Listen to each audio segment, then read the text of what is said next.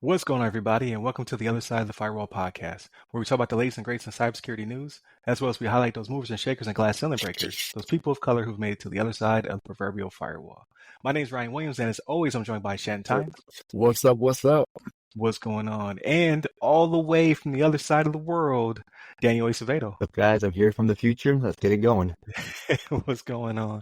So definitely continue to tune in throughout the week. So Monday, Tuesday are topics, Wednesday discussion, Thursdays Ask a CISSP. Check out last week with Delisha Hodo from SANS Institute. And then this week will be Rico Randall. He's a Red Hatter as well as the founder and host of Dem Tech Folks. So DEM, Develop Every Mind Tech Folks.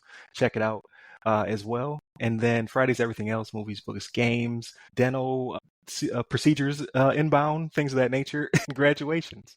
But without further ado, I'll give it to Shannon. All right, everybody. So this article comes from tomshardware.com, right? Written by Christopher Harper.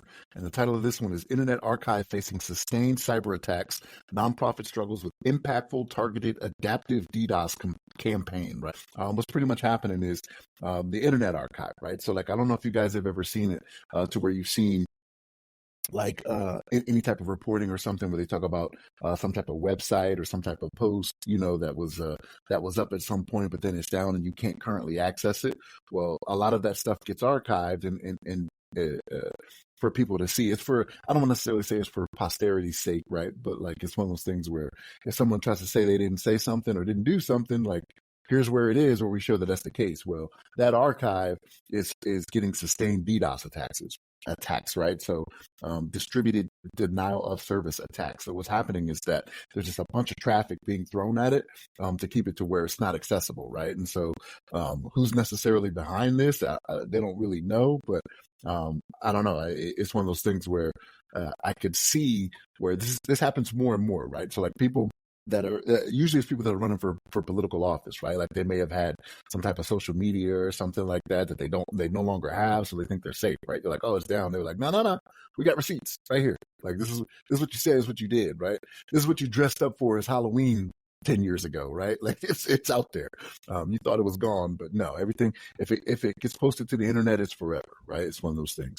But what's going on? Again, they're getting constant attacks to where their site will go offline for a little bit, right? Their web page caching service is what it's called. Will go offline for a little bit, so then people can't see the Internet Archive, right? So, and this is pretty important, right? Because they talk about this in the article how Google. They had this thing. It was the Wayback Machine, right? So like, is what they call the Internet Archive. And Google used to have a web page caching service, and they actually pushed people to the Internet Archive instead. They're like, hey, we no longer offer this, but this is where you can find this information, right? Whether it be that it was just too much to maintain or whatever situation may be, but even Google, who's big in the technology front, was like, go use this, right? So, but the Internet Archive, again, useful for people to get historical information and whatnot. And this is what's happening is they're having sustained attacks, right? And whether or not it's from, some type of nation state or some type of private actor, you know what I mean? What's going on with this? We don't quite know yet, right? It may come out, but it's one of those things where this free information is out there for everybody to see, depending on what side of it you're on. Like if you're a journalist of some type, like you like having it, right? So you can do some accurate reporting on what has been done or whatever. But if you're somebody that's out there making poor decisions, right, and you're doing it on social media, as most people are want to do, right, it's going to come back to haunt you, right? So we'll see what comes about from this, or how long this is gonna be the case. But it's ongoing, right? DDoS, bringing them down so they can't be accessed, but we'll see what comes of it. Daniel, what's your thoughts on this, man?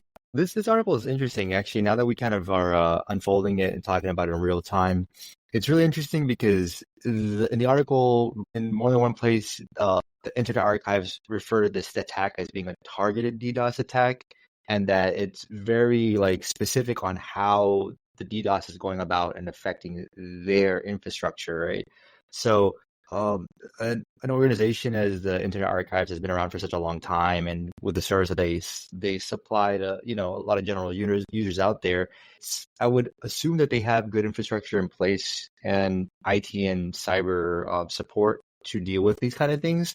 And it being that it's still ongoing and sustained speaks to either the volume of the traffic or the type of ways it's going around the protections in place. So I find that kind of really interesting and intriguing, wanting to know more information on how they're going about the attacks and what they're actually targeting. But the big thing here, which is really conspiracy for me, is like why, right? Like what is there to really gain? What's the smoke and mirrors behind this attack that they want to disrupt this service? And what's the gain from behind it, especially since nobody's come out to say that they're the ones that are doing this, right? So at first I was almost kind of reluctant. I was like, is this somebody that's new that is just doing this to show that they can do it, or they're learning how to hack now, and for some reason they decided to go for the Internet Archives and do this sort of thing?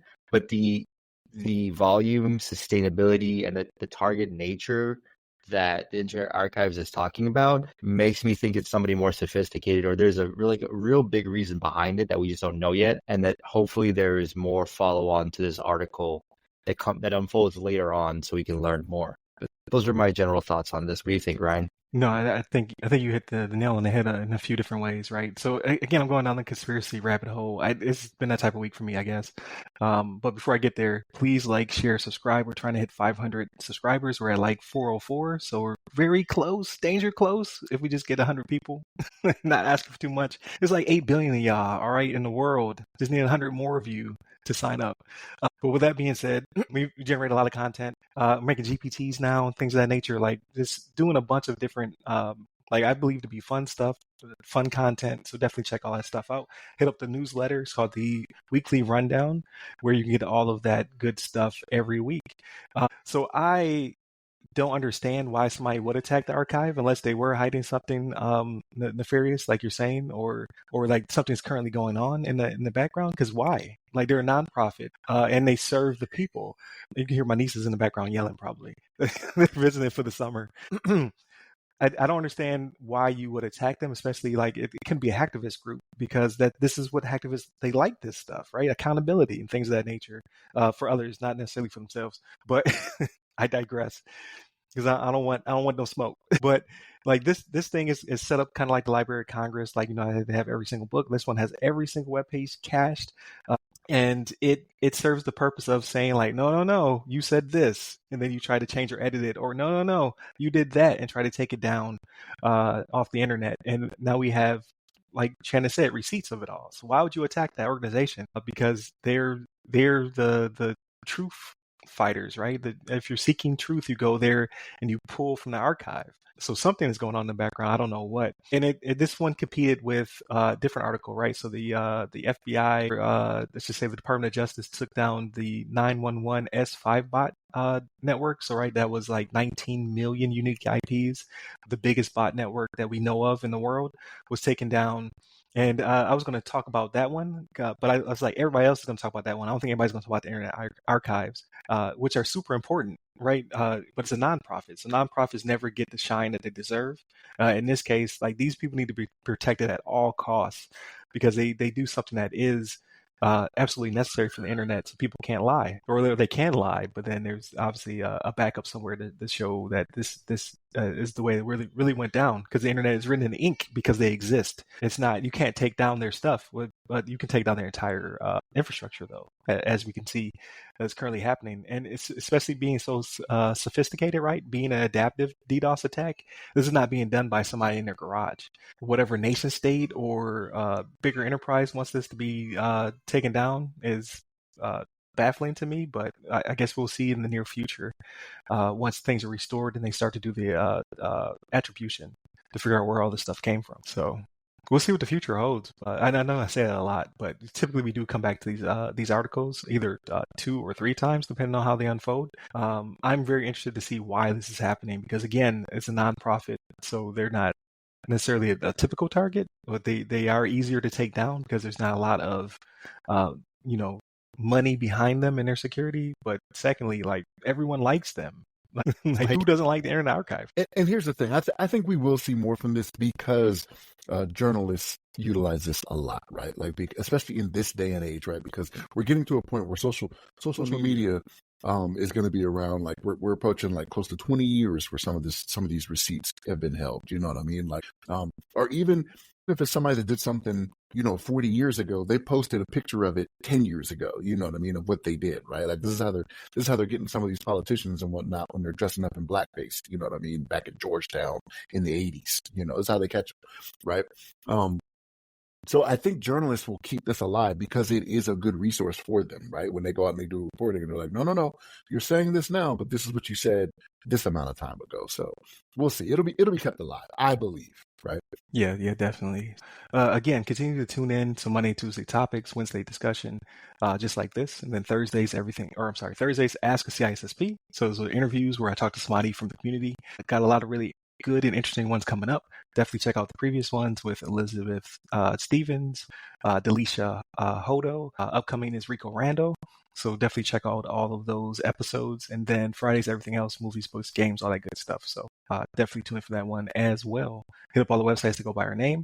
Check out all the newsletter stuff that drops weekly on LinkedIn and Medium. And then hit me up.